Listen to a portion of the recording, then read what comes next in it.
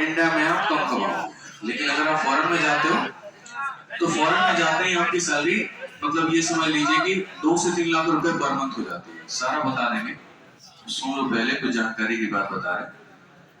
यहाँ पर इसके बेनिफिट ये हो जाते हैं कि इसके जो पर्क्स होते हैं, कोई भी गवर्नमेंट जॉब में जो पर्क होता है ना, बेनिफिट मिलते हैं, वो बहुत तगड़े होते हैं, बहुत खतरनाक होते हैं।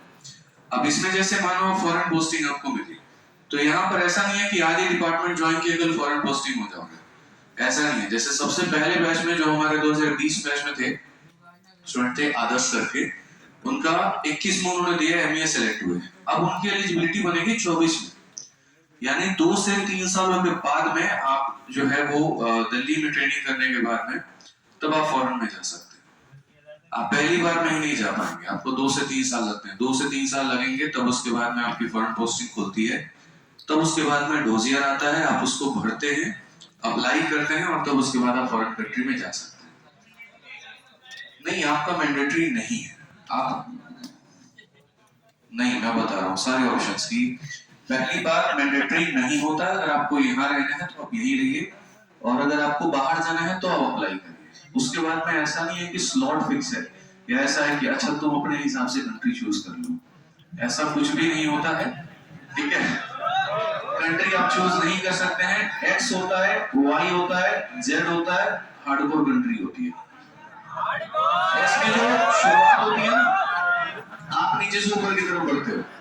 कहने का मतलब ये है कि जो पहले पोस्टिंग आपको मिलेगी वो कुछ ऐसे मिलेगी, पाकिस्तान, अफगानिस्तान, इराक, बगदाद, जो आसपास भूटान हो गया, श्रीलंका हो गया, ठीक है, नेपाल हो गया, मतलब ऐसे कंट्रीज में पहली पोस्टिंग में ही आपको लंदन में, सैन फ्रांसिस्को में या ऐसे जगह पे नहीं भेजेगा जो बहुत टॉप नॉच सिटी है, वहां नहीं भेजता।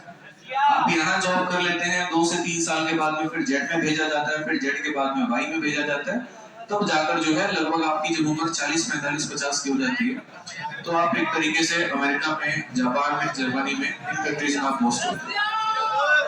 ठीक है, नहीं, अगर आपकी पहुंच अच्छी है, संपर्क अच्छे हैं, तो आप जा सकते हैं। जरूरी नहीं है कि आप 40-45 साल के ही एज में जाए। अब जैसे एक दोस्त है, ठीक है, उसका थोड़ा संपर्क अच्छा है, तो राइट नाउ वो लंदन में है, ठीक है, तो वो पोस्टिंग हो जाती है। अगर संपर्क आपके अच्छे रहते हैं तो आप जा सकते हैं।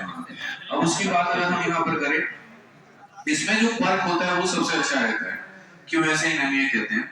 पहली बात, आज के समय आम इंसान का खर्च किसमें है? अगर आप अपने घर में देखोगे, चूंकि आप लोग तो बड़े हो गए हो, ठीक है, कोई आप ऐसे देखना कि जैसे कोई ऐसी फैमिली जिसके बच्चे ज्यादा से ज्यादा कितने हो, 6 साल, 7 साल, 8 साल के, जैसे हमारे कंपनी में जॉब करते हैं, टाइपिस्ट हैं, और भी लोग हैं काफी ज्यादा, तो उनकी मैक्सिमम सैलरी उनके बच्चों के एजुकेशन में चली जाती है। आज के समय बच्चों की फीस इतनी महंगी है, 12-12 हजार रुपए पर मंथ, 10,000 रुपए पर मंथ, और उसके बाद से होम ट्यूशन जो लगाना है सो अलग है। ठीक है, तो यहाँ पर ये होता है एसओएनएमयू में कि आप जिस भी कंट्री में पोस्टेड हैं, उस कंट्री में मतलब 2 बच्चों को, ऐसा नहीं कि 5 बच्चे सरकार 5 का खर्चा, सिर्फ 2 बच्चों का खर्चा वो बेयर करती है गवर्नमेंट। अपने दोनों बच्चों को आप उस कंट्री के टॉप स्कूल या टॉप कॉलेज में आप पढ़ा सकते हैं, और उसका पूरा खर्चा कौन उठाती है? गवर्नमेंट। और दूसरा जो होता है वो हेल्थ के ऊपर में होता है कि आपकी हमेशा फ्री ट्रीटमेंट होगी, उसके लिए कभी भी आपका कोई एक्सपेंस नहीं लगेगा। आपको जो क्वार्टर मिलेगा वो तो मिलेगा ही मिलेगा। अब सोचो, विदेश में आप हो, विदेश में आप रह रहे हो, और विदेश में रहने का खर्चा कितना होगा?